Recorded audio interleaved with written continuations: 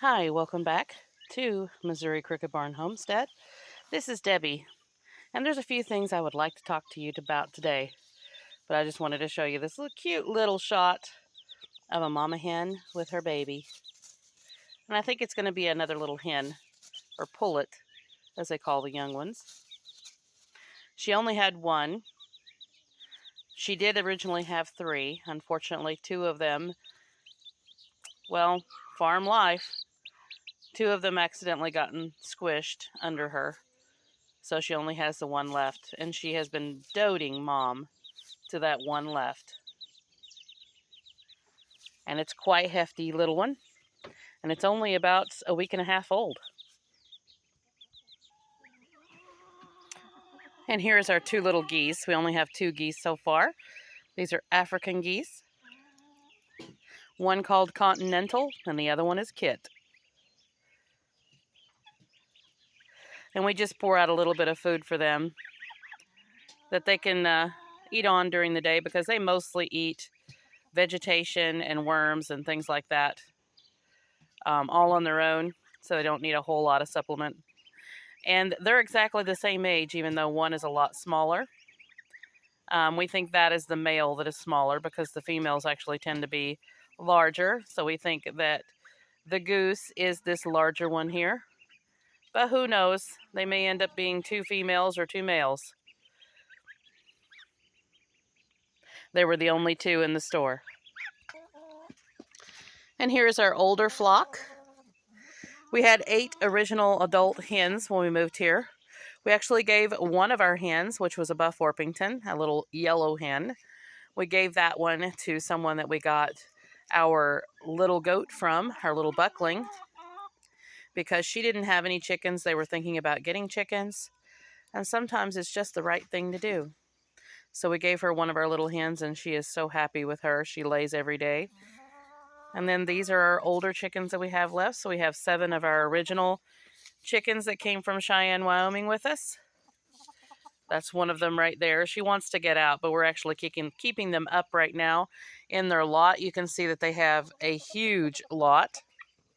We have our original chicken house, which is still working out just fine. It ended up that chicken house can hold more than we ever thought possible, and it still has a whole bar in there that stays empty, that no one roosts on, because everyone kind of just roosts wherever in that little chicken house, but it actually accommodates everyone.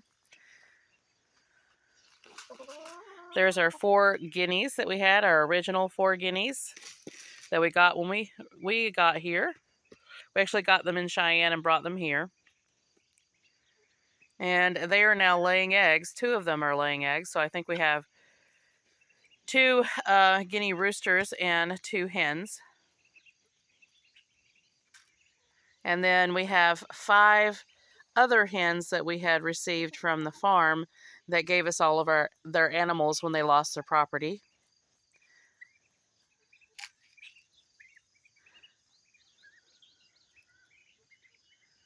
And we have 1 hen that's out of laying commission, because she's the one that I just showed you that has the little baby. So we have about 10 hens right now that should be laying, but only about 5 to 7 lay any given day, because right now they're kind of taking a break. They do that from time to time. We gave them some straw in here so they could scratch around.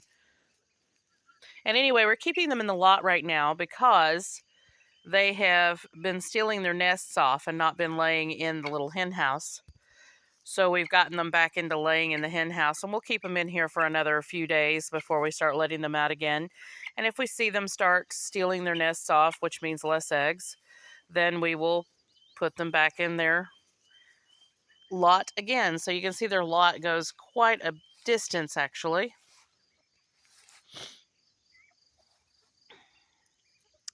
And then our pasture is beyond that. We have 2 pastures, one of which is occupied by our pigs, and then the goats range in the other pasture, and we just keep our, I think it's called an open trailer in there, stock trailer. And right now out on the porch, because it is really warm out here. We've had nights in the upper 70s, and during the day it's in the 90s. So we have some brand new chicks out here right now. We've got a couple of varieties that are a little different. We've got a Sicilian variety, and then we have, I forget the other variety that we have, but we also have some prairie bluebell chickens in here. So we just have a little heat lamp for them, and they're going back and forth to their food and water, and just lined with straw. And this is just a stock tank out here on our porch. And then we have it covered with chicken wire. So they are just happy out here. They don't even really need the heat lamp because it is so warm, but they think they do. So we'll leave them under that for about a week before we start putting them out into the coop with the little older chicks that we have. A week is about all it takes. And right out from our porch, we have our container gardening going on. It has gotten hit pretty hard by chickens because we don't cover it up or anything yet. There's just going to be a whole lot of things that we still have to do. We have some black-eyed peas in there, as well as some, it's called On Deck Sweet Corn by Burpee. So we're giving that a try, and it's doing pretty well. It's just gotten picked on by the chickens and turkeys and ducks and geese and things like that. We've got a couple of watermelons in here. One of them looks a little bit worse for wear, but they're still going. And this one has actually produced a bloom already and is starting to make a runner. So that one looks like it's doing pretty well. I'll try to maybe scoop some more soil up around those, and maybe they'll take off a little bit better. But our strawberries, they have gotten decimated by just about everything. I'm going to have to get in here and see if we can find some of the crowns and get those up and going again. We do have a little bit of some show on that one. These are berry basket whites. And then we have a couple other varieties in here. So these strawberries are bouncing back right now. Hopefully they'll produce some runners and start filling out. Oh, look, there's a little frog. Oh, I hope you saw it jump. But we've had little frogs showing up everywhere, probably because we have kiddie pools over here for the geese and the ducks. And yes, they do get pea soup green is what people call them. Before, these are kind of a temporary situation until we get a pond dug or something like that. But we have a much larger one over, and I'll show you in a moment. This stays a little bit more clear than that one. So anyway, we've got our strawberries in there. We already had a fuchsia die off, unfortunately, and we may lose this one because they were just so battered when I got them. So we may have to try to do some starts off of these and get them up and going again. And we've got them lining our walkway, basically. If you hear some singing in the background, that's my grandson. He is over on his swing and singing. Our herb gardens, our herb containers are doing much better than the rest of the things. And I just think the chickens don't really want to touch those very much. We've got some sunflowers coming up in there. You can see some mint and stuff like that. Anyway, there was something that I wanted to talk to everyone about in regards to the Master Gardener. So I think what we'll do is we'll just sit down here at the edge of the garden, looking into the garden, and we'll have a little talk about the Master Gardeners program. As most people know here on my channel, if you've been watching my channel for a little bit, I've been a part of the Master Gardeners program since late 2022. I took the class in September of 2022 and finished it up in late February of 2023. It took a long time for me to get my Master Gardener certificate because I kept getting shuffled into different places, I guess, and we had a director change and a couple other things in the program that caused me to get skipped over, basically. So I didn't get my actual certificate until late 2023, actually, just about the time that we moved here, which actually was 2024. So I actually got my certificate in 2024, even though I had already been informed that I got my certificate in 2023.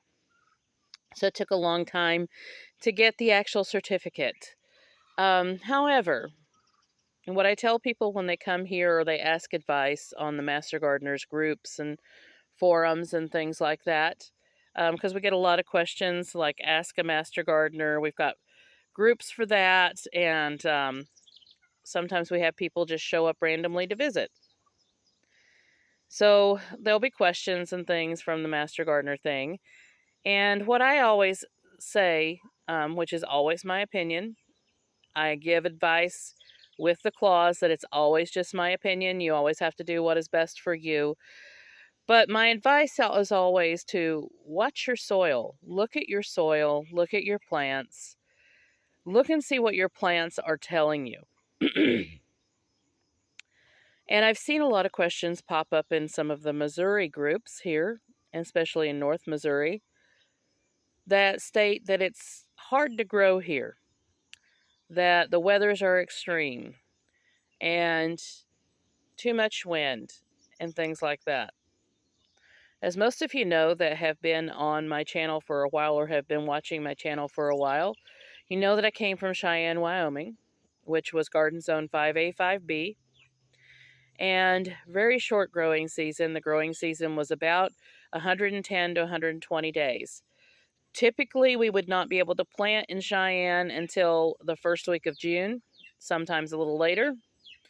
Sometimes we got as early as the last week of May, but usually all the way into May we had snow and we had ice and things like that. So, and frosts and freezes, and it wasn't easy to get things out prior to the last week of May just because you didn't know exactly what would happen. And still, even then, when I'm saying putting things out, like plants out, typically that would be your potatoes and your brassicas and things like that, because the climate there was a lot more difficult to grow because it was just so cold.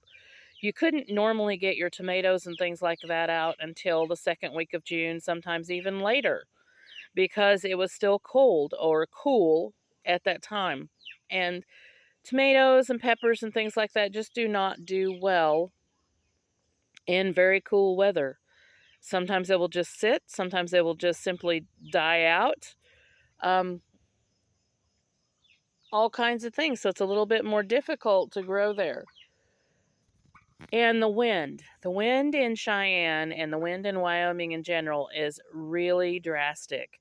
So typically, winds in Cheyenne would be anywhere about 25 miles per hour, and that would be considered normal. It was typically breezy every day. Sometimes we would have winds that were 3 to 5 mile per hour winds or breezes, but 25 miles per hour was still considered normal. But winds in Cheyenne could change from day to day multiple times in a day. And for me, I saw winds as 50 miles per hour as being pretty regular. I'm talking like sometimes once, twice a week of 50 mile per hour winds. And towards that last year, last couple of years before we left Wyoming, we saw winds that would get to 75 miles per hour, sometimes even 80 mile per hour winds. There were a lot of wind advisories that were out, particularly last year. It was bad. We had a lot of winds of 75 miles per hour multiple times throughout the season, throughout the year, actually. So it would not be unusual to have winds that high. And when we talk about wind with a garden, winds dry out a lot of things. Even if you have a lot of rain, you've been watering your garden regularly, you still, if you have winds, it's just going to dry everything out so much quicker. And it blows the topsoil off. So you have a lot of issues with the winds in Wyoming. So when we talk about extreme weather here, now that we're in Missouri and people are talking about extreme weather, winds here so far, some of them have gotten to about 35 miles per hour to 40-mile-per-hour winds. There have been some gusts of about 50-mile-per-hour winds, but they haven't been regular and they haven't been extreme, in my opinion. We've had, typical days. You'll have a little bit of a breeze of, 3 to 5 mile per hour breeze. But for the most part, like right now, it is still. There isn't any leaves moving. It is nice and still. And today it's a little overcast, but we're still, it is about 8 o'clock in the morning and it's already almost 80 degrees. So, for the most part, I think of the weather here as being pretty even. There are some extreme cases. There's been a couple of tornado warnings and a couple of tornado watches when we will have gusts of wind that are a lot heavier. But I haven't had any corn blow over yet, knock on wood. And I haven't had any staked tomatoes get broken because of wind or anything of that matter. So for me, I think the wind is pretty good. And then there is the other question about soil. I have heard a lot of people say that Missouri has a lot of clay soil and that you just can't grow in Missouri. I've not encountered that. Now, what we did when we first moved here is I actually went around our property and I looked at where the best place to put a garden would be, what the soil would be like in that particular spot, how many rocks that there were, how much clay that there would be, and I do have some clay in my garden. But for the most part, where we chose seems to be a really good area. It was an old chicken coop that was here. That doesn't change anything about how many rocks that there were. There's actually some slate in this garden. So I'm sure that there is a slate bed underneath in some areas. So you can see some of the slate right now, right next to my watermelon. You can see that big piece. And I think you can see it right there.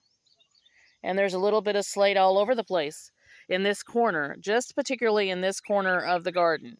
So I don't know if there was, say, someone who brought slate in for probably some sort of garden feature or some feature around this area that may have caused that, or if it's actually natural slate. It appears to be natural slate to me. So there may be a slate bed underneath this soil at some depth. And I'm just happening to pull up some of it when I tilled. But for the most part, we only till once, and that was a series of tilling the garden or rototillering the garden for about a week, just to kill out a lot of the weeds and grass that was here. For the most part, it was just basically grass, but a lot of it was bare because it had been burned. So we had some biochar in here from where they had burned the old chicken coop. The old chicken coop was not the size of the garden. It was probably a small portion of the garden, but there was that old chicken coop there. So we had old chicken manure and biochar that was in there that's definitely added to the nutrients of the soil. But it didn't change whether or not we had rocks in the soil. It didn't change whether or not we had clay in the soil. So for the most part, when we tilled up the garden, I noticed that it was really easy to till. That we only had a couple of spots that were a little rough, and that was just mostly because of what portion of clay was in the garden. But that clay was still able to be broken up, and how I broke that up was I tilled the garden, and then I waited a couple of days for everything to settle. And then I came back and tilled the garden again. And then that killed off most of the weeds because we would rake up the leftover clumps of grass and things like that, or flip them over where the roots were exposed, and that would kill off the grass and the weeds and things like that. Of course, we still have some weed pressure. I'm going to have to get in here right now and do some garden hoeing, which is apparently not the politically correct words to use anymore. So we'll say weeding. We'll get in here with weeding tools and clean out the garden a little bit again. Or when I say we, it's always I. So I'll do that and get all of that out of here. But for the most part, this was tilled up over a series of about a week. And basically, I would just let the soil lie for about 2 days or so, and sometimes just a day. Come back in and till again. So we tilled it over, if you want to say that, for that week time. So probably 3 times. We had plenty of earthworms in here. We still have plenty of earthworms in here. None of the soil was really disturbed too much other than just the tilling. And we've just kept an eye on it. We added a little bit of compost, not in this section of the garden, but on the other side where we were going to have brassicas and our potatoes and things like that. We added a little compost over there, but for the most part, the garden is in native soil. There was not any fertilizers added to it. I just don't really like fertilizers just because of the threat of chemicals. And even with organic fertilizers, you can still get chemicals in that fertilizer. Organic just means that it was attempted to be non-GMO, that it was attempted to be a clean source, but it doesn't necessarily mean that there isn't any chemicals in it. So we just steer clear, I just steer clear of fertilizers. Now, when I say we, it's because I have a partner that's in on everything that I do, even though he's not an active part of really weeding the garden or planting the seeds or anything like that. He enjoys watching everything grow. He sees the effort that I put into it, and he enjoys the produce that come out of the garden, and he is the support for everything because he is who works in our home. And he has his own businesses, and that is a big part of what helps to maintain our garden and maintain our home. So, in saying all of this, the reason why I even brought this up was because of the questions about gardening in Missouri and how difficult it seemed to be, and the extreme weather, and this and that and the other. And what I would say as advice to that is anything can be worked with, any soil can be worked with. And in the past, when you encounter rocks, which I did not encounter very many of in this garden, the old timers, as we call them, or the people in Appalachia, because I'm originally from East Tennessee, when we would encounter rocks, we would actually pick the rocks up by hand. We would either put them in a wheelbarrow and take them out of the garden space and pile them up, or use the rocks in some other method, say to make garden beds around our houses, flower beds and things like that, just to line our flower beds. You can use them to make raised garden beds. You can use them around trees to keep down weeds. There's all kinds of ways that you can reuse rocks that you pull out of a garden space. So it's not always a lost cause. It's something that you can work with. And sometimes it takes a few years to establish a garden space. Like, I'm not expecting a huge harvest or anything out of this garden space. I am over the moon thrilled with how well that this garden is doing, considering that it didn't have any fertilizers, it hasn't had any pesticides, and I've just used the native soil. I'm just thrilled how well it is doing, and I'm thankful and I'm blessed, and I appreciate it. And again, I'm just grateful, and I thank God all the time that it is doing so well that it is. And I don't expect a huge harvest. Even with all of that, I don't expect a huge harvest because it is a first year garden. The gardens that I had in Cheyenne, Wyoming, that you've seen in videos many times, that were doing so amazingly well, were a work in progress and still, even when we left, they were still a work in progress because there were so many things that I had to circumvent, that I had to work with, to reestablish, to establish. They were just work. Uh, some things were easy. The soil was good. Some things were not, like the high alkaline consistency of the soil, the high salinity. And you have to really observe what is in your soil, such as this garden here has some clay in it on certain areas. So you have to break that clay up, let it dry out, work it back into the soil, sometimes add a little bit of amendments to it, such as perlite and vermiculite, which I have not done. I've just been breaking up the soil and trying to work with it as it is. But sometimes you do have to add those things. So a bag of vermiculite and a bag of perlite, they're not that expensive. They're a little bit more expensive than purchasing potting soil or purchasing compost, but they're still not that expensive. I pay, I think, $4.97 at Menards for a small bag of perlite and vermiculite, and that will last me, honestly, for probably 2 or 3 years because I don't use very much of it. You only need about a handful in a raised garden bed of vermiculite and perlite, and that is plenty to work with in soil. But I would always suggest, if you're putting in raised garden beds, to add a little vermiculite and perlite because it does help so much in breaking up the soil, because raised garden beds do have a tendency to pack down soil, and to give you a little bit more of a hold on moisture, because raised garden beds dry out really quickly in comparison with in-ground planting. So you gotta do all these little tips and tricks and things like that to make everything work for you. Pay attention to your soil, pay attention to your plants, watch your nitrogen. Sometimes you can have too much nitrogen. It's all a work in progress. And sometimes it just takes some prayer. So let's walk around a little bit, have a look at the garden, and see how we're doing.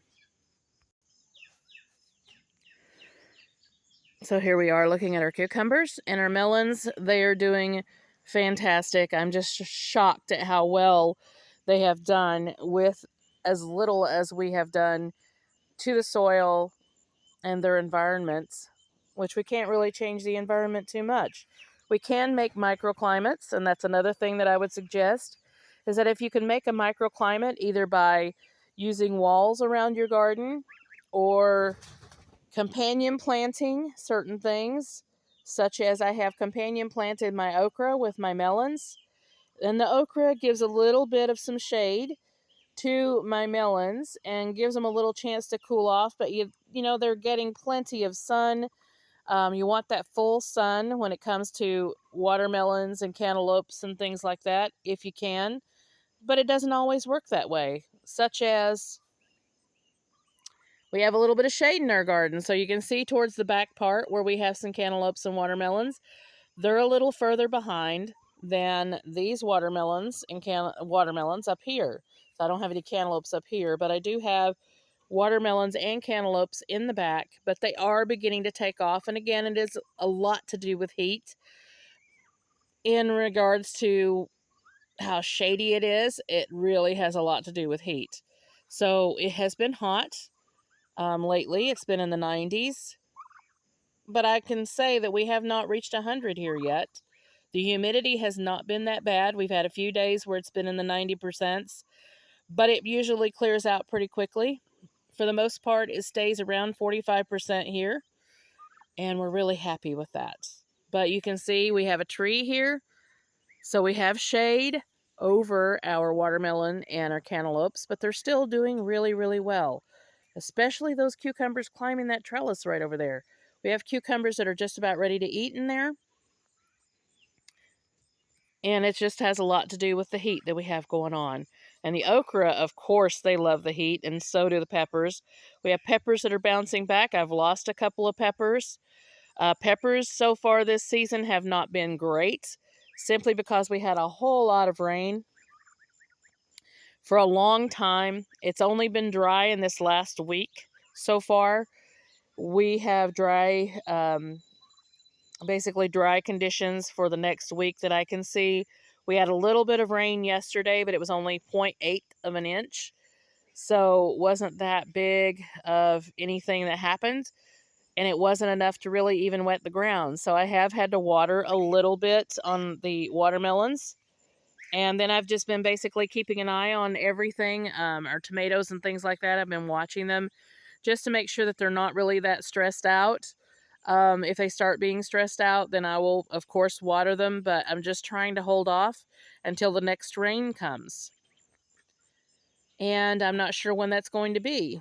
But the peppers are loving the conditions. There's enough moisture in the soil from just dew and things like that in the morning that they are doing really well. They're bouncing back.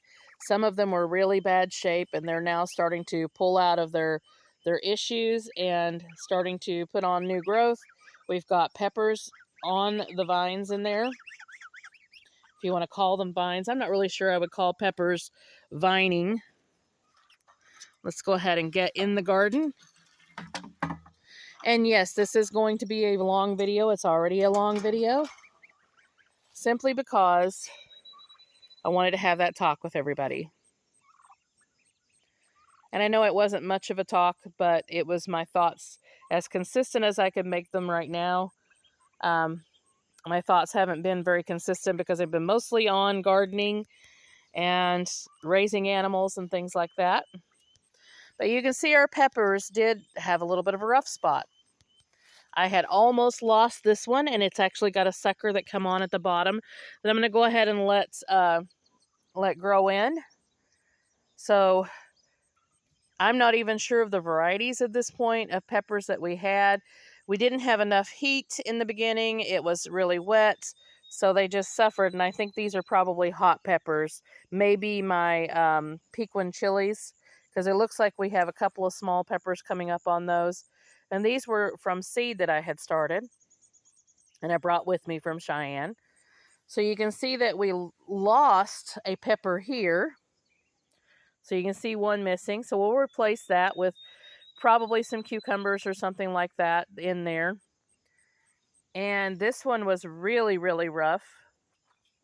But it is starting to pull out and grow another sucker. And you can see this one is really small. But they do have some blooms on them, new growth on them, and hopefully they will get better. And even these were really, really rough. And you can see they have a lot of new growth. They're blooming. We got peppers that are sitting on those. And some of these are called fooled jalapenos, I think it was. So I think that these are actually not a hot pepper or a hot jalapeno. I think these are going to be more of a sweet jalapeno. We've got some notapenos in here, which are also not hot. Then we have some Pequin chilies that I was talking about. We've got some banana peppers in here, which actually have some peppers on them. You can see those there. And we've got some sort of strange little wasp in here. You can see, I'm not really sure what that is, but we're leaving it alone. And then we have loads of jalapenos that you can see here. And I have planted some bell peppers. I've got some purple bell peppers and some green bell peppers and things like that in here, but they have not started to produce as yet. And I'm not even sure which ones they are at this point because, again, in earlier videos I explained that we had things tagged and then they just all got kind of mixed together. So at this point I don't really care anymore. I just went ahead and planted them, and we'll find out what they are when they start fruiting. And we got some Anaheim peppers, and I think these may be Big Jim's peppers. So we've got a bunch of peppers on these guys, and these guys are actually hot peppers that are shaded. So it sometimes it surprises you. It just surprises you, because these really should not be doing well in the shade. They should really love heat, and it's kind of Sometimes it surprises you. And we're not even sure what kind of peppers these are. They actually are kind of fuzzy on the stems. So I don't even remember what these were that I planted. But we'll find out when they start to fruit.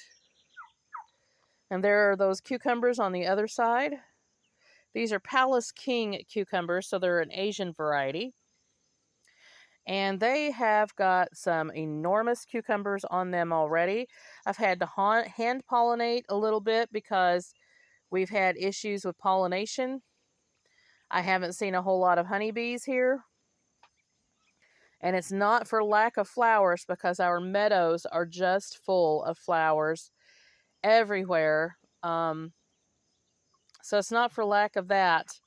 I just don't know what's going on with it, but we're just, lacking some pollination from bees. So I've been hand pollinating just about everything. But we do have another variety of pollinator here that I found out about called a flower bee. And I think it's actually not a bee. Someone was telling me that it was something different.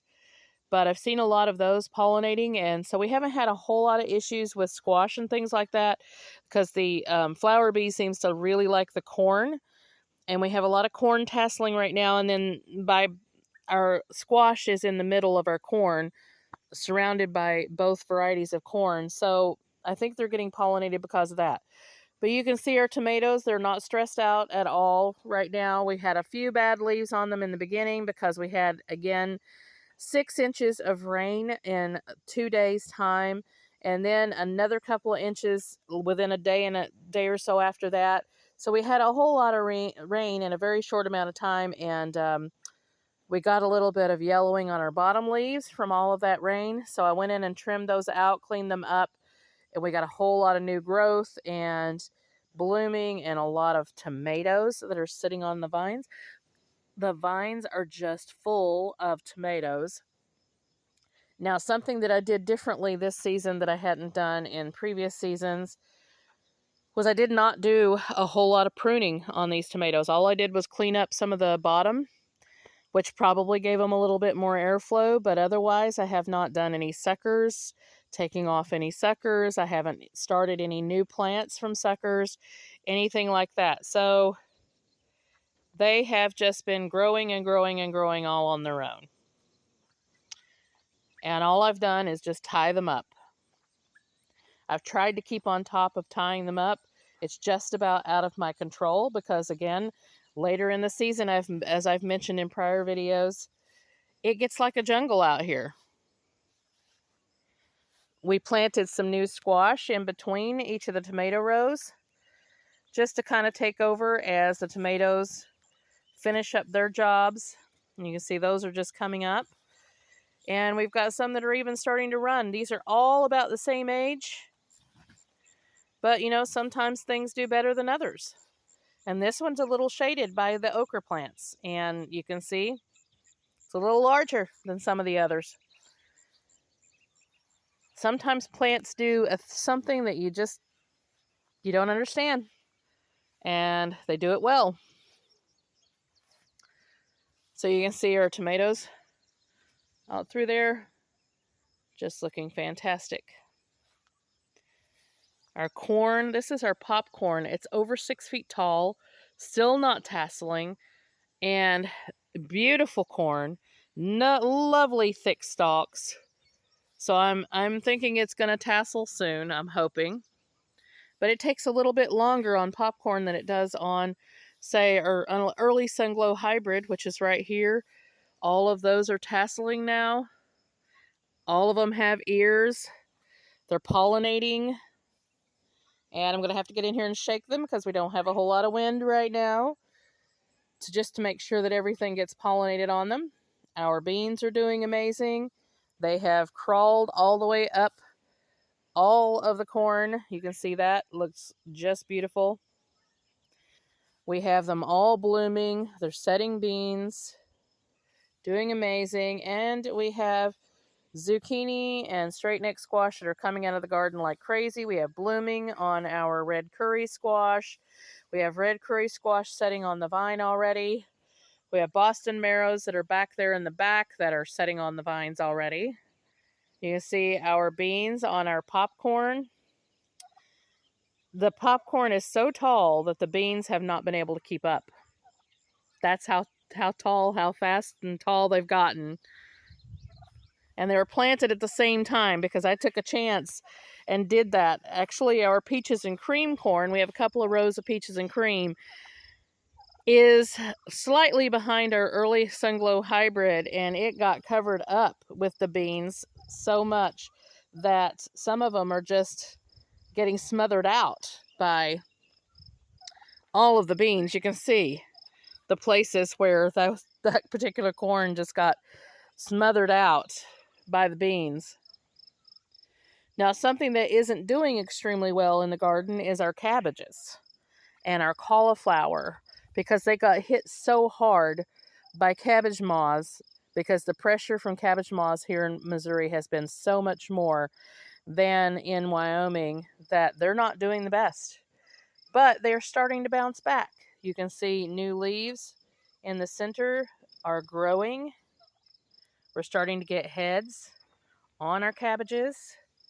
See, this one was just chewed up by cabbage moths, but that head in there will still get nice and big. And we just put a diatomaceous earth on them, which has helped out a lot with that. They just basically killed all of the worms and has kept the moths from landing to put more on them. So that has worked fantastic. Diatomaceous earth, check it out. It works great. And our eggplants are starting to bounce back now. New leaves, less damage. And I haven't done anything to them. They just did it all on their own. A lot of pests start dying off later in the summer. So that's what's happening. Less pests and more growth. You can see our celery now is starting to stalk up because less pests. But with the heat, celery kind of suffers. So we've had to water the celery a few times. They do like a lot of water, but they're doing amazing. Our sweet potatoes have been doing fantastic because of the heat. So you can see our sweet potatoes in there just doing amazing. But your brassicas suffer in heat. So I'm a little embarrassed to show you the first row of cabbage we planted because they have been so damaged by heat and by cabbage moths. But they are starting to bounce back. So you can see new growth in there. This one was actually only 2 leaves that were left. So they're starting to pick back up. This one was almost completely annihilated. You can see that on there. And take a look at this one. Almost gone. But it is bouncing back. And then we have some new cabbages that are coming up down in here. That will be fall cabbage. And then we've gotten some new carrots that are planted. These back rows on this carrot hill did not do well because there is a lot of clay in here. You can see the clay where I've been breaking it up. And slowly but surely, we're working it out. We've actually got some pretty good beets in here already. And you can see that even the cabbage moths were chewing on my kale, or collards. So they were on my collards and on the kale as well. So we had to come in here and put some diatomaceous earth in here. So we've had a little struggle with that. And they were even on our rutabagas. Rutabagas are now bouncing back and doing fantastic. And our potatoes have bloomed and gone for the most part.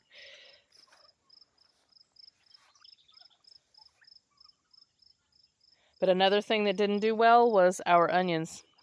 Our onions did not do very well at all. The shallots are doing pretty good, but onions, not so much. And I think it's just the area in the garden where we have them because it gets too wet in this particular area. So that happened. But all in all, the garden, for the most part, is doing fantastic.